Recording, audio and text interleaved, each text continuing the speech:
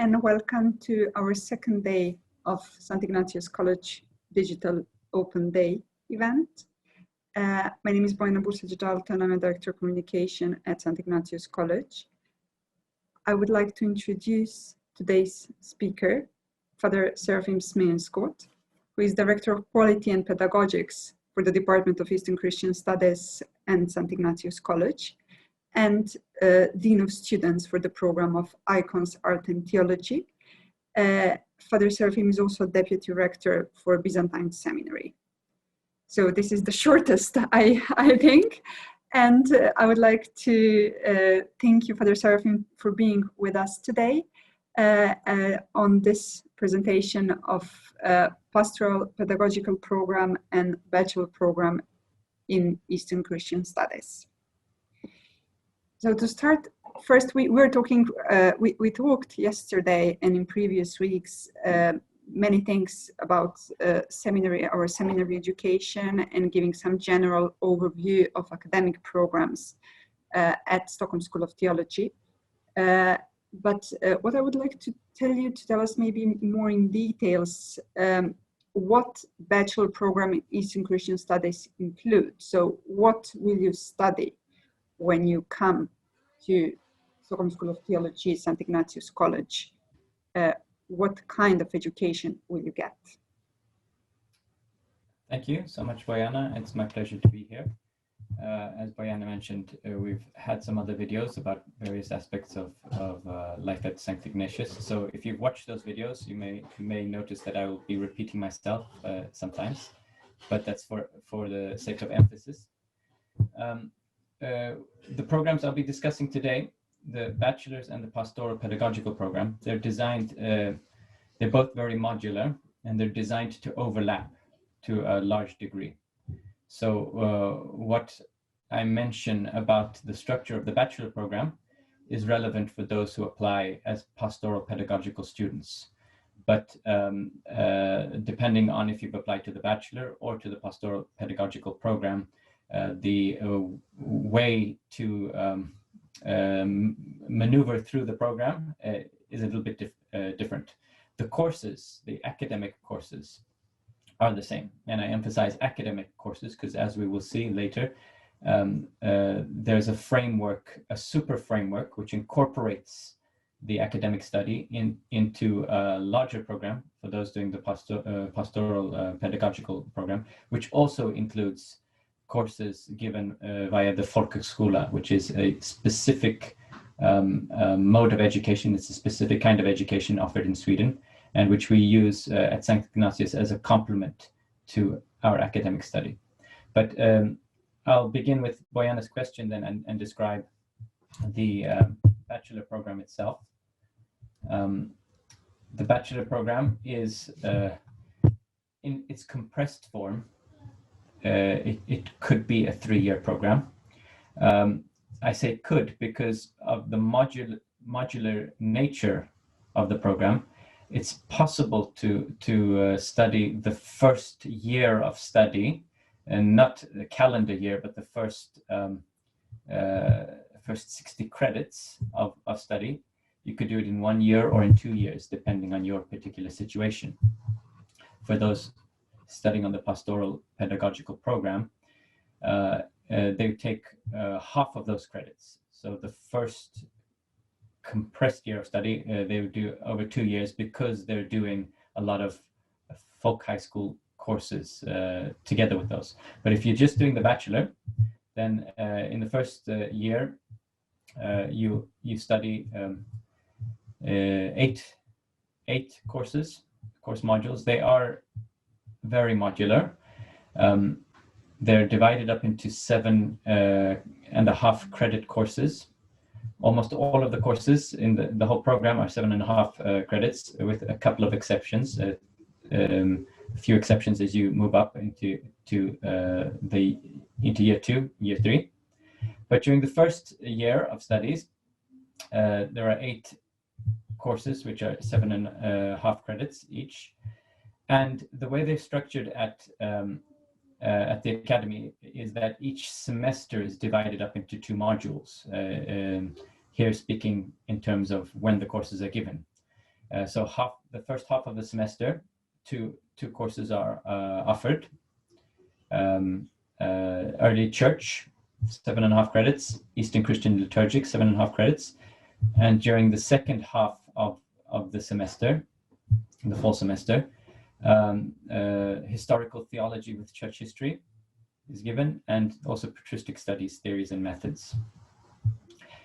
So again, if you were just studying 100% full-time on the bachelor program, you could do all 4 of those. And if you're doing the pastoral-pedagogical program, you would be doing 2 of those combined with studies at Folkhögskola. And then the coming year, you would do the other 2 courses, so that in 2 years you cover all the courses which are included in the first year. In the spring, you move on to History of Religions, 7.5 credits, Eastern Christian Ecclesiology, 7.5 credits, Biblical Studies, and also Interpretation, Theory, and Method with paper. Then, during the second year, again, most of the courses are 7.5 credits, with the exception of 2 courses, one which is 5 credits and the other which is 10. And if you do the math, that equals 15 credits. Those are the Gospel and Letters of Paul, 10-credit course, one of the larger courses in the program. And then Sacred Texts of Eastern Christianity, which is 5 credits. The second half of the fall semester for the second year of Bachelor, you study ecclesiology and canon law in Eastern Christianity. You study sanctification of life, sacraments in the Eastern Church. And in the corresponding fall semester, spring semester, you continue studying Eastern Christian liturgics, Eastern Christian liturgies, patristics and the great church fathers, history of Eastern Christianity, mission and development, and ecclesiology in contemporary Orthodox theology. So that brings us to the final year of study. So depending what exactly your time frame is, this would be either your 3rd year of study, if you're studying full-time, doing all the courses, or it would be later if you're doing this within the framework of the Pastoral-pedagogical program, or if you've been doing courses one by one and then decided that you wanted to complete the whole program.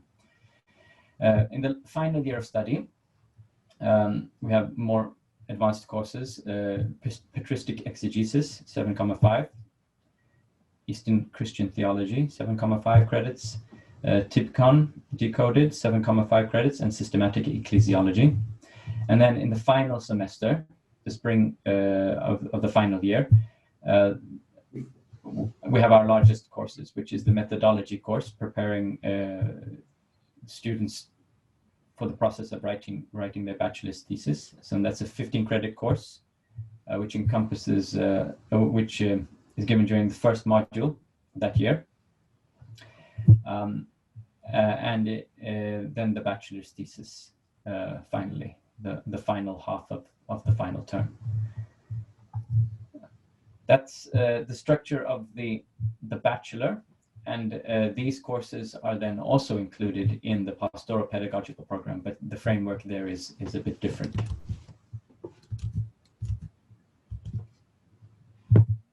Thank you. Thank you so much. Can we maybe just focus on that different framework as well? Because we received many questions about what is the difference between 2 of them. Yes. And what is that additional special value of pastoral pedagogical program, and what does it include? Here's where we get a little bit more philosophical, and also we've had this discussion in some of our other videos, but it's important to reiterate it here, because this is really one of the things which defines our vision for education, and which sets Sankt Ignatios apart from other many other institutions. Often, when faced with the task of preparing people for ministry, one needs to make a choice. If one's going down the academic route, or if one's going down the more formational route. We are blessed in Sweden to have these various forms of education. which are not mutually exclusive, although they're not often combined. But there's a great value to combining them. And we've identified this in Sankt Ignatios and seen that they fit together very nicely, specifically when it comes to formation of priests and servants of the church. Because as we know, as we understand, a leader in the church dealing with existential questions, organizational questions, spiritual questions, social questions, needs a combination of skills.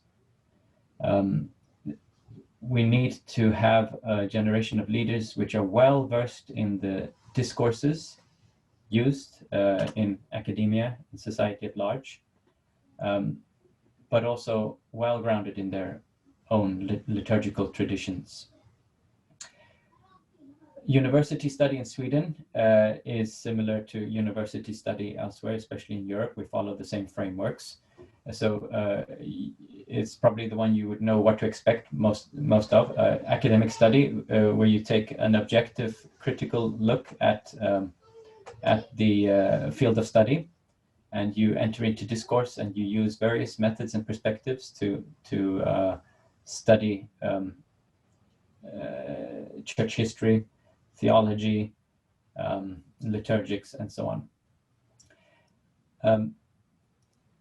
We don't talk so much about personal formation at the academy. It's more geared towards an intellectual formation, and the approach to knowledge is more objective, more objectifying as well. We study these sources of faith kind of as objects, which doesn't always correspond to the lived reality of working in a church, of living the tradition. But in order to not compromise or to try to mix approaches, we keep them distinct. So the academic courses are given in an accredited academic framework, but then they are complemented by another approach, which is Folkhögskola. Folkhögskola is quite a unique form of education, which developed in Sweden as a response to grassroots movements of conscientiousness, an awareness, popular movement towards a form of popular education. And by popular, we shouldn't pass value judgments and think that this is a lower form of education. It's a different approach. It's a more corporate approach to learning. It's a more collaborative approach to learning, where the role of the collective is emphasized, where learning is a process of sharing perspectives, discussing, and then incorporating the fruits of that collaborative effort into one's life and thinking and values.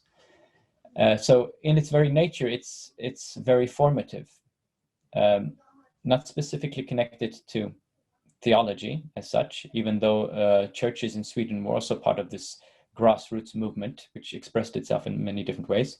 But we have identified it as very compatible with the idea of Christian formation, because ministers in the church need to be able to identify and emphasize the role of love and freedom and these formative principles which form the foundation of what we believe. And those approaches aren't easily dissected academically. They're lived realities, and they're also they make use of discussion and the sharing of perspectives more, which means that Folkhögskolan has a lot more. There's a lot more time given to one-on-one teaching, and a lot more opportunities for students to dynamically influence the direction of the lessons. So the teachers at Folkhögskolan, they expect and they encourage students to contribute to the formation of the lesson itself, whereas at the academy we follow more strictly a predefined, more predefined. There's still scope for influence, but it's more defined according to the course plan, what's expected from each session. And we've decided then to place those courses whose character is more formational and also more specifically connected to the individual traditions. We've chosen to place those courses within the framework of Folkhögskolan. Both where students from different traditions study together, subject-wise, but also some things are specific to a particular tradition. The formation in liturgical practice, for example, in hymnology, in prayer life, in specific forms of ministry in the different traditions. That's something which it's good to know what your colleagues in the other seminaries are doing, but when it's time for you to really become an expert, you need to focus on that, and that's delegated to the seminaries. So unlike some theological programs, you may have noticed when I went through the courses that we didn't mention church languages in the framework of the academy. We've chosen to put church languages in the framework of the Folkhögskola because Folkhögskola frees up more resources for more contact hours as opposed to academic study. There are more contact hours at Folkhögskolan, precisely because it's one-to-one, and that's something which we have identified also as very conducive to learning languages. The more contact you have with the language in an authentic environment, such as the seminary, the better you assimilate the language. So let me be a bit more specific and tell you a little bit more what's included then. As I mentioned before, if for students studying on the Pastoral-pedagogical program, they do not study full-time at the academy. The equivalent of the first year of study, which somebody would do if they were studying full-time at the academy, is equivalent to 2 years on the Pastoral-pedagogical program. We study half-time at the academy. So during module 1, they would take only one of the academic courses, 7.5 credits, the early church in the first semester, first module. And then during the second module, they would take a second course at the academy. So that would be a total of 15 credits, which is half of full-time study. But then parallel to that, they will be studying within the framework of Folkhögskola courses given under the umbrella of the college at Folkhögskolan. And those courses, generally they follow two themes, so to say. There's always two parallel courses, one which is more within the field of theoretical theology. And that one could be a bit more particular to each seminary, depending on the tradition of the seminary. And then there's also the practical theology, and that's very particular to each seminary. So not all of these courses are studied, students don't always study them together as a big group. Often they can, because it's relevant, but then when it gets very specific, they study seminary-wise. And some examples in the first year then would be Introduction to the Christian Faith, Church Language and Practical Liturgics, Books of the Bible and the Canon of the Bible, Patristic Exegesis, Church Language and Practical Liturgics.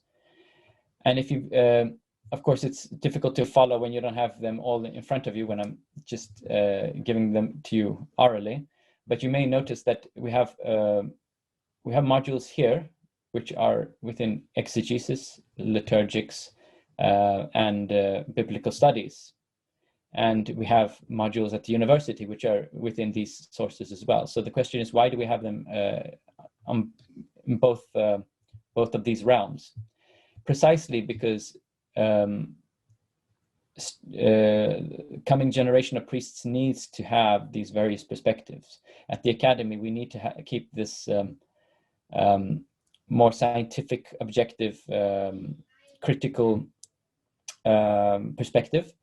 But then, when we're in the seminary, we need also to enter into the same sources, but from the perspective of faith, because the church in our traditions approach these sources not as objects to be dissected, but as a reality to be lived. And we believe that this is a very good opportunity to have our students formed in this tension between keeping these perspectives in tension, which also brings us to mention the role of the seminary. This process, this is a process which affects the whole person, because formation has to do with the whole person, which means we also need to provide support, because as we're integrating new perspectives, as we're daring to consider these different perspectives, it of course is a challenge, a personal challenge. As you're opening yourself up to grow, you're challenging yourself, and you need the support of a praying, studying community, of pastoral care, but also an environment of people who are committed to the same process. You could say like-minded people, but that doesn't mean everybody has to have the same perspective. But a secure environment where you have committed to helping each other and taking yourself and others through this process, which is it takes a few years. And that's why the seminaries are so important. They provide a spiritual grounding as people are working out these existential issues, which will form the formation for the rest of their lives personally, but also as servants and ministers in the church. And learning firsthand, assimilating this whole process of how to give support, and going through this process yourself, prepares ministers for the church to meet people in the parishes, or people who are inquiring into orthodoxy, who are going through a similar process as they're being challenged by the plurality of perspectives which exists in the world, and trying to make sense of how it connects to them personally and to their tradition and the church. If we have servants of the church who have navigated this process themselves and know what it entails, and bring with them tools and experiences which they can share and develop in the parishes, we believe that we can get the best from both of these realms, folkhögskola and university. Just to mention a few more of the courses. We have a continuation of patristic, church languages, liturgics, ecclesiology, going from more from beginners level to intermediate to more advanced. So these sources, which we keep mentioning, both at the academy and at Folkhögskolan, they're cyclical and iterative. You go through the sources, you acquaint yourself with the different sources of faith, the 4 or 5 main sources of faith. And then the next level, you add both breadth and depth to your understanding of each sources. So you keep coming back to the sources, and the sources are very much an organizing logic to how we approach tradition. We also have pastoral theology and pastoral outreach, developing theologically grounded perspectives on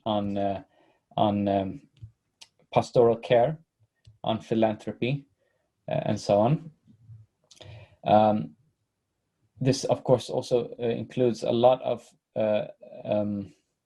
practical training in liturgics, explicit training, where you're explicitly being trained in the different rites of the church, but also quite a lot of assimilation.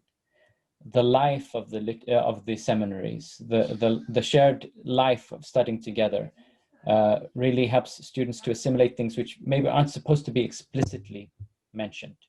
They're implicitly learned. I guess this is also a good place maybe to mention how we then organize our understanding of what needs to be learned, because not everything can be written down, so to say. We have knowledge and understanding, and knowledge could mean a few different things. We approach knowledge, as I said, a little bit differently at the academy compared to at Folkhögskola. So there's knowledge which we gain from books and which we work through by writing and by discussing. Then there's practical knowledge, practical knowledge. This is more in the realm of Folkhögskola and the seminary, where you learn how to relate your experience and the things you're going through and the things you're learning to other people. Not just functioning as an individual who has developed intellectually, but functioning as a person in relation to others who are also developing, a community of learners, because this is the context which our leaders will be going into and also developing. It's a communal context. Also practical knowledge when it comes to performing services in the church, and also learning to analyze social processes and issues. And really, the Folkhögskola is a good opportunity to integrate what is being learned, even at what's being learned at the academy, to actually then integrate it into your experience, not just as something you know, but as something which can potentially go deeper and form part of who you are. And then also finally, we distinguish also another category of knowledge, which could be a little bit elusive or quite elusive if you just use an academic approach, and that's values and approaches and attitudes. Anybody can study at the academy. If you study the bachelor's program, I mean, the bachelor's program is not specifically for people who are going to be ordained. You don't even have to identify as Orthodox or as a Christian to study the bachelor's program. It's studied as a subject, an area of inquiry. When it comes to the pastoral-pedagogical program, there is, of course, an explicit connection to preparing for service for the church in some form. And it also entails that you're not only studying something, but you're actually committing to a process of development. And their values and approaches become important. And the kind of things we try to foster, especially at the seminaries, first of all, is a sense of self-awareness and empathy. Self-awareness applies, of course, for the academy, but there's no requirement for empathy at the academy. You could be ruthlessly objective in your study, but at Folkhögskolan, as you're living together with people, as you're preparing to be a pastor or a deacon or a servant of the church, you need to learn empathy. And that's something you do through relations. Also, understanding the value of cooperation and communication, the synergistic effects of studying and learning together collaboratively, not in competition, not seeing who's going to get the best grades and who's doing best, but making sure the whole team makes it through this process. And then also professionalism. When you live together, study together, and you integrate these perspectives, the rigor of the academy with the sensitivity of the Folkhögskola and the seminary, you learn the value of professionalism, how to combine these, how to calibrate them, and which context requires more of one and more of the other. And finally, also an understanding for the need of personal and professional development and continuous education. I can mention that actually staff at Sankt Ignatius are encouraged to continuously be involved in learning at some level. So it's not unusual to have a teacher who is also a student on one of the programs. This fosters a, we have teachers at the academy which are studying master's programs or research programs, teachers at the Folkhögskola which are studying our academic programs. This, we hope, creates or we believe creates an environment of which values learning on all levels. We're never done. Just because you get your degree, it doesn't mean you're done. And also a sense of humility, because in one context you're a teacher, and in the next context you're conducting research together with other colleagues, or you're on the master's program. So I think we have a good dynamic, and I think it's something which our students, the whole process is something they can then bring with them into professional life. Not just the syllabus, but the whole experience of what it is to develop and to look back and see how you've developed through these years.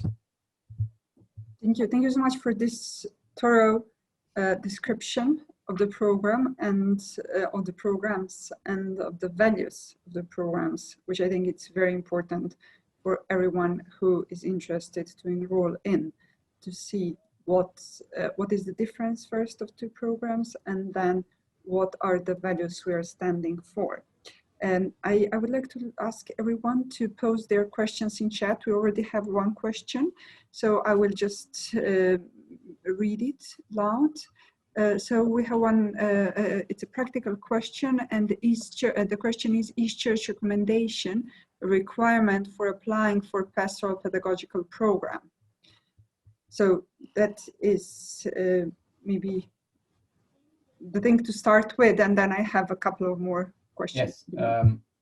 I'm pretty sure that yes, it's good with a church recommendation. I should know this. No. Yes, but when it comes to the bachelors, it's definitely not a requirement. I think that the academic courses included in both programs are the same, but we do make a distinction when somebody applies to the when somebody applies to the bachelor's program, it's up to the individual, and even when you apply to the pastoral-pedagogical program, it's not a requirement, but it doesn't necessarily mean that it leads to ordination. Let's put it that way. Just because you do the program, it doesn't mean that it's going to lead to ordination, and that I mean that's a separate process which the churches themselves and the relevant bishop is in charge of. So you can study on the program, but if your intention is to serve the church as a leader and so on, somewhere down the line that's going to be necessary. It's not something that we handle as a school, but it's to be ordained in a church later, you of course need the blessing of a bishop and a recommendation and so on. But as far as the education goes, you can go through the education. We do have interviews though.